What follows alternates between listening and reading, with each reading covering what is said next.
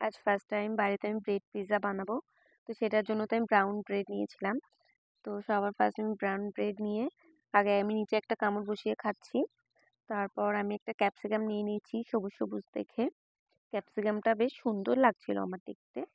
তো ক্যাপসিকামটা আমি ছোট ছোট করে কেটে নেব চৌকো চৌকো করে।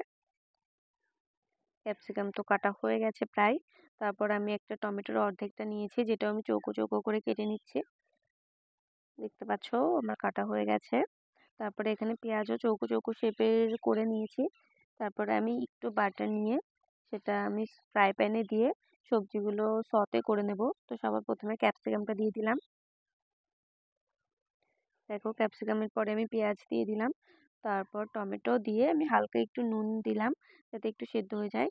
আর তারপরে আমার গাজর দেওয়ার কথা মনে হলো, তো আমি গাজরও হালকা ছোট ছোট স্লাইস করে সতে করে নিলাম। আর এদিকে দেখতে পাচ্ছ পিৎজা সসের জন্য আমি সাইডের যে ব্রেডগুলো কেটে রেখেছিলাম সেগুলো দিয়েই পিৎজা সসটা খেয়ে নিচ্ছি।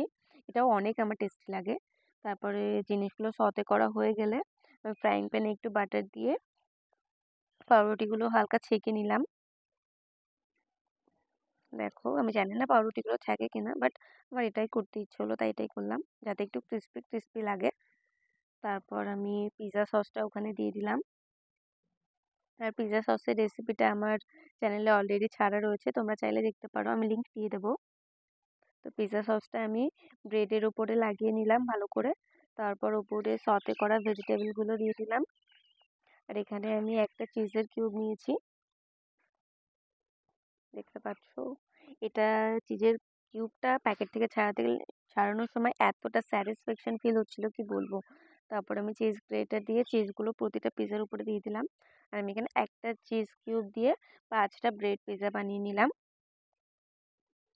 দেখতে পাচ্ছ। দেন আমি এটা হালকা করে একটু ঢেকে দিলাম যাতে চিজগুলো মেল্ট হয়ে যায়। আর দেখো দেখতে এটা কত সুন্দর লাগছে।